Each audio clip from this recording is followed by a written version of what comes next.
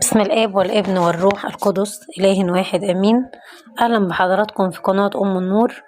هنحكي مع بعض معجزة قوية جدا للبابا كيرلس، ونشوف الشيخ حسن سليمان ايه حكايته مع البابا كيرلس، وليه زعل لما البابا كيرلس مشي مع انه الشيخ حسن.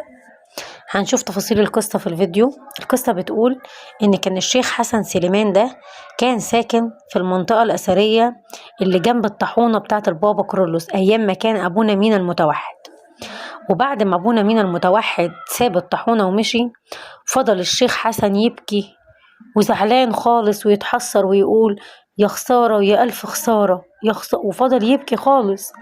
فلما بيسألوه الناس هو ليه يعني بيبكي وزعلان كده، مين يعني في ايه اللي مزعلك، فقال لهم انا من ساعة ما الراجل المبروك ده سكن الطاحونة دي وانا ولادي محدش فيهم راح لدكاترة خالص، لان لما كان بيحصل لهم اي حاجة كنت بوديهم للراجل البركة ده ويحطوا ايده عليهم ويقرا لهم بالقصد ان هو بيصلي لهم، فكانوا ما بيحتاجوش لا لدكاترة ولا علاج ولا كنت بنعى همهم خالص.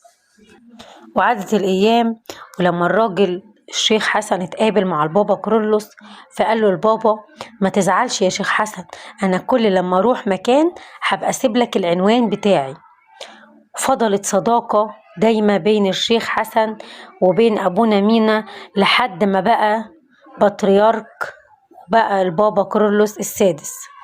وكان الشيخ حسن بيحب البابا كيرلس خالص، وكان كل فترة بياخد مراته وولاده وبيروحوا دايما يزوروا البابا كيرلس، وكان البابا بيباركهم وبيحط صليبه على راسهم وبيقول بارك يا رب مباركيك واحفظهم من كل شر وشبه شر، وكانوا بيقبلوا ايديه وكانوا ينصرفوا بسلام.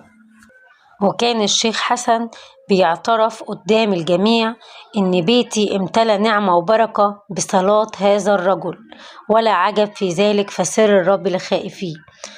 فعلا يعني البابا كيرلس قديس عظيم جدا جدا، وإن على قد إيماننا ربنا بيدينا قد إيه الشيخ كان عايش ببركة البابا كيرلس، وكان عنده إيمان إن الراجل ده بركة وسبب بركة بيته، وفعلا هو كان سبب بركة بيته ومباركهم وحامي ولاده من كل حاجة وحشة زي ما كان بيقول بالظبط. ربنا يدينا دايما نعمة الإيمان وبركة وشفاعة البابا كيرلس العظيم تكون معانا وتبارك حياتنا وتبارك بيوتنا وتملانا نعمة وسلام وتحافظ على أولادنا وتشفي كل مريض.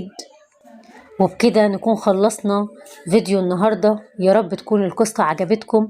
لو عجبتكم ادعمونا بلايك وقولوا لنا رأيكم في التعليقات. نشوفكم في فيديو جديد من قناة أم النور. اذكرونا في صلاتكم. سلام.